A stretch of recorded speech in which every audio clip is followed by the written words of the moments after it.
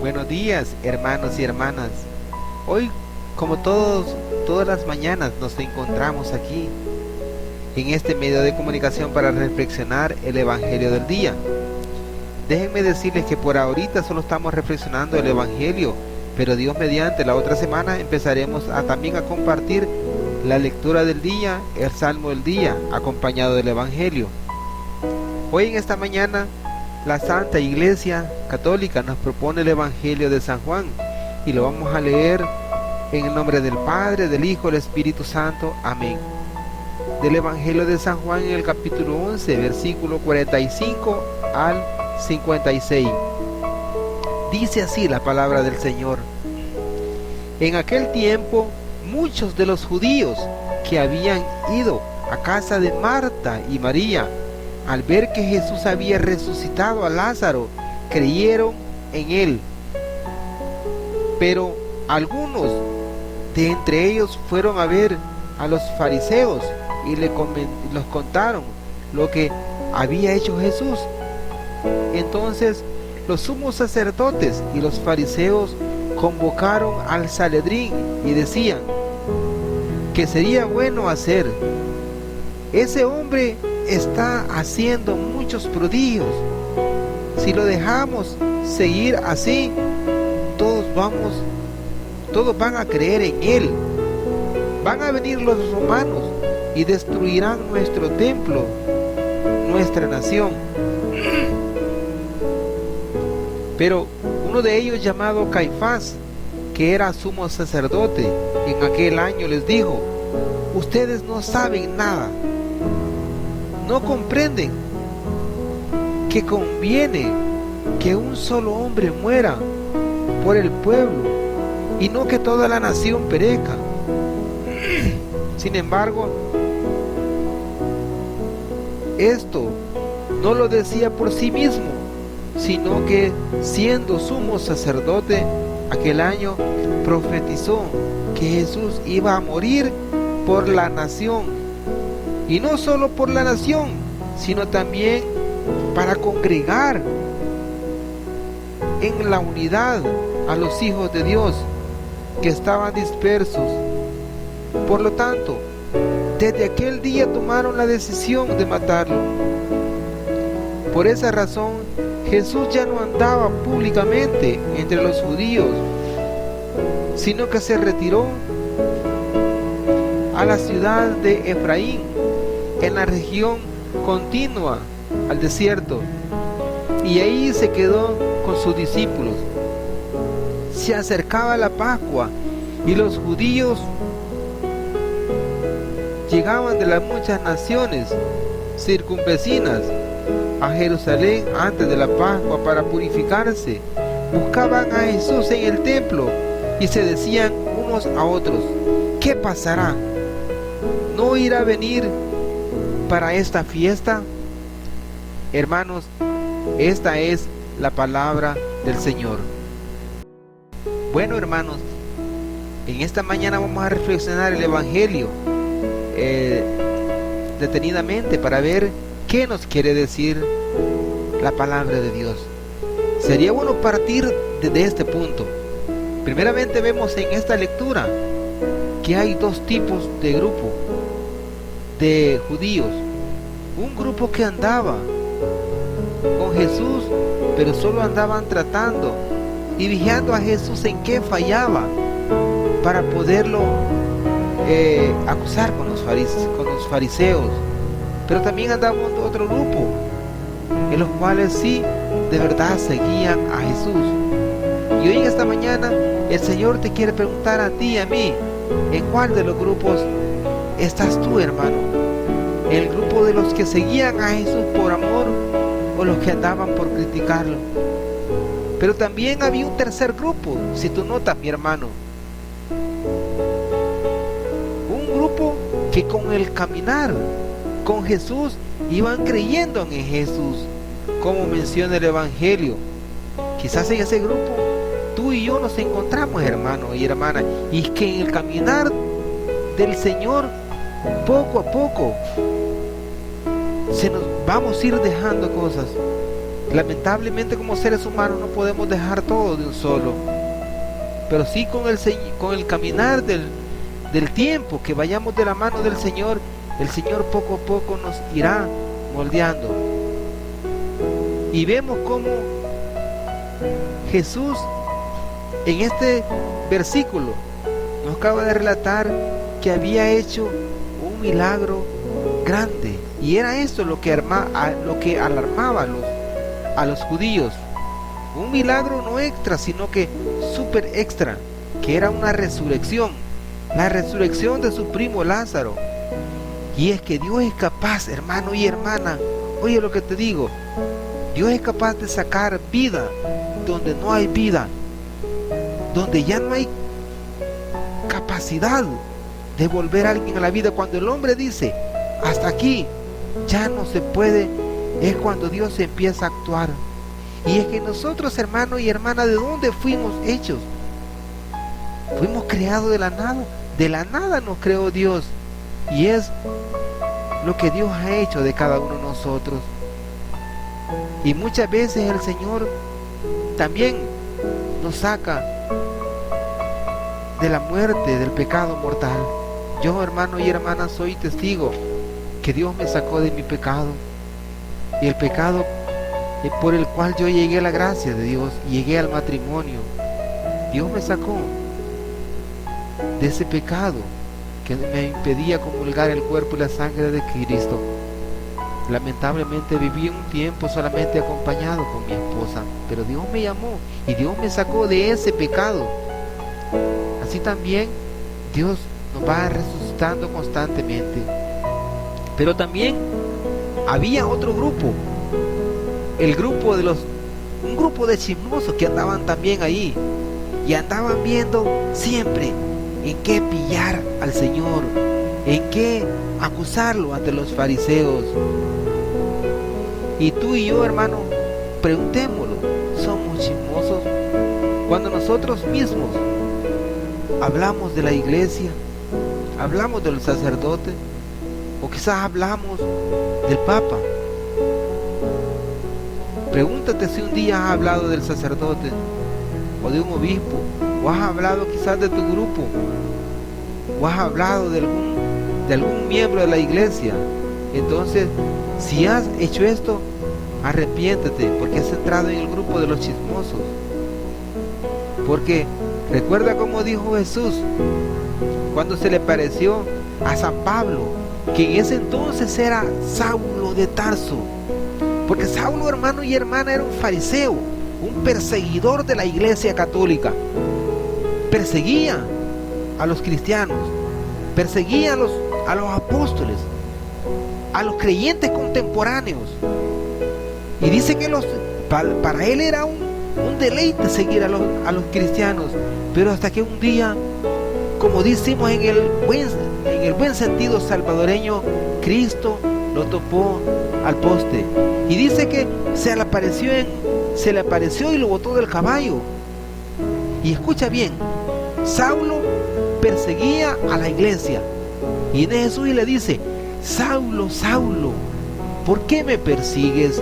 Me persigues si yo soy el Señor.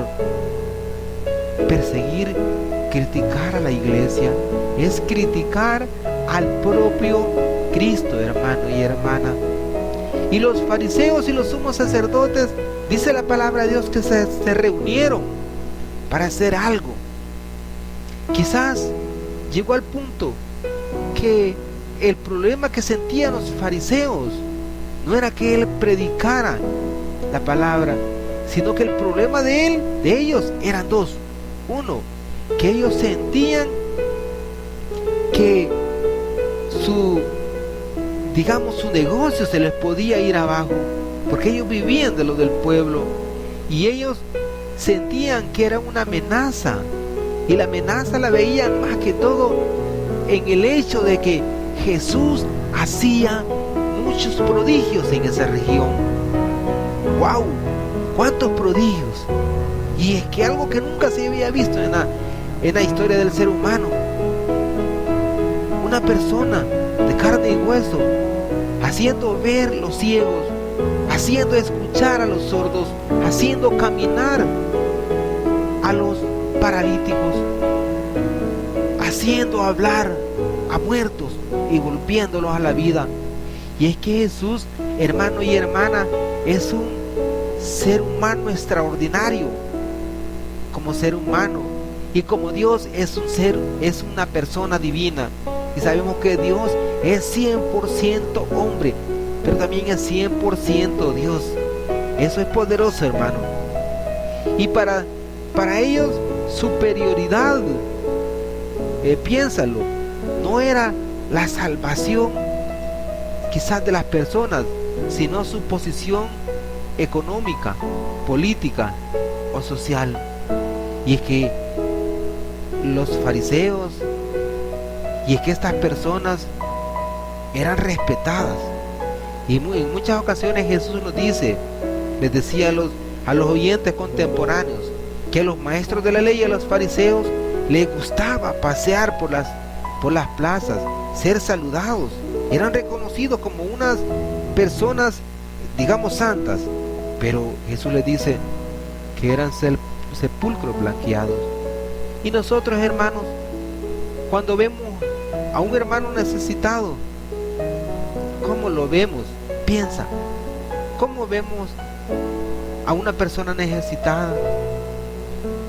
¿Cómo vemos a nuestra esposa, a nuestro esposo, a nuestros hijos, a nuestros padres?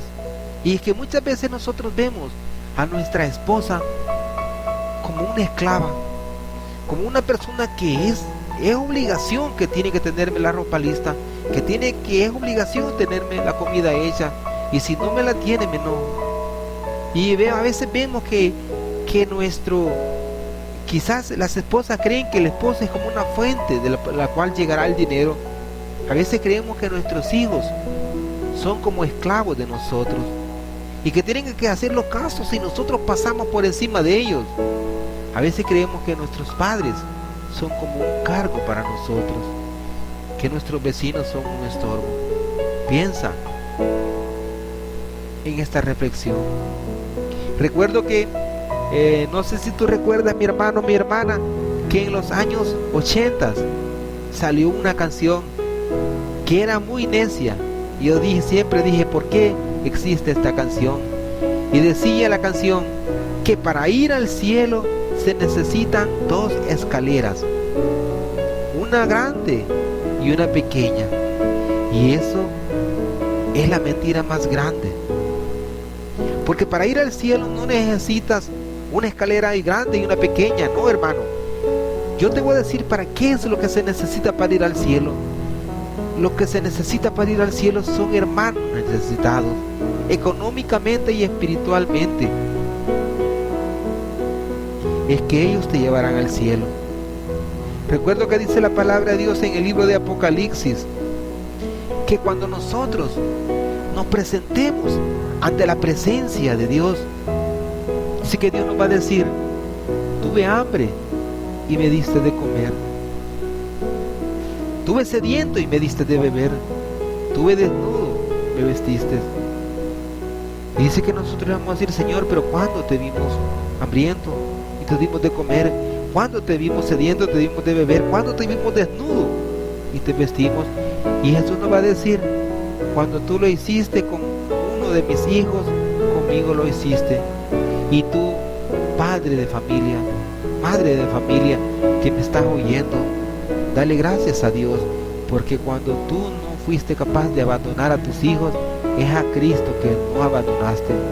Cuando tú, con tu esfuerzo de tu trabajo, le llevas tu sustento a tus hijos, le das lo necesario, es a Cristo quien le está dando todo eso. Cuando tú, madre de familia, tú decides entre la vida, quizás alguna persona podría estar escuchando que ha pasado alguna circunstancia, una madre que sale embarazada y luego dice, bueno, pero ¿cómo voy a hacer con mi hijo? Y opta por tenerlo.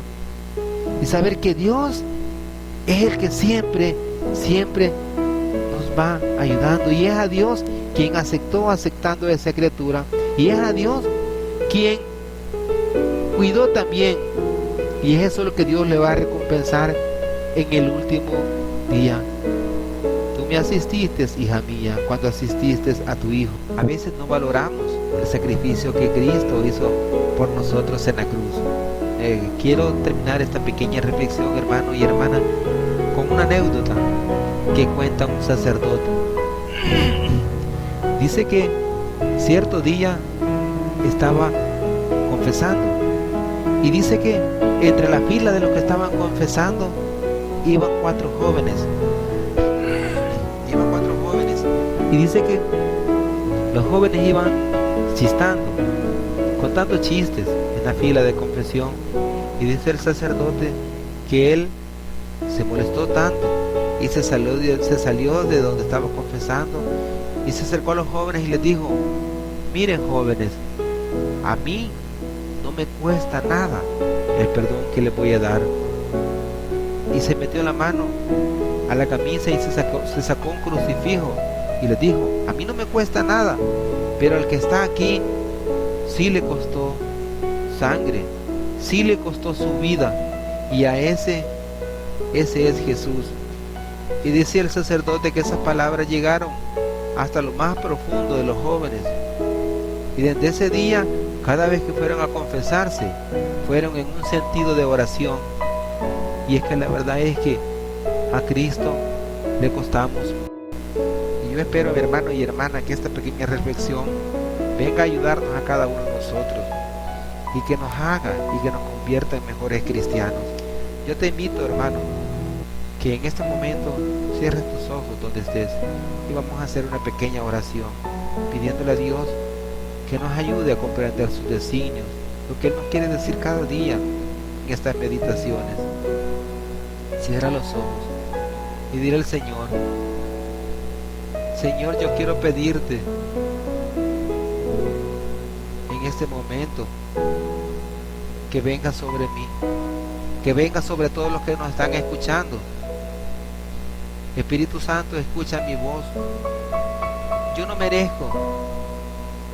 te merezco, Espíritu Santo. Y es que la verdad, Espíritu Santo, que con el correr de los tiempos he puesto muchas trabas para seguirte. Y a veces llego al punto de creerme que soy como un alacrán que pica y es arrastrado. Y es que es por mi baja naturaleza, porque el pecado está tan infuso en mi alma, en mi corazón. Pero ven sobre mí, Espíritu Santo, y arranca de mí, Espíritu Santo, este corazón de piedra que tengo, y dame un corazón de carne. Dame un corazón, Espíritu Santo, como el de Cristo. Espíritu Santo, enséñame a amar.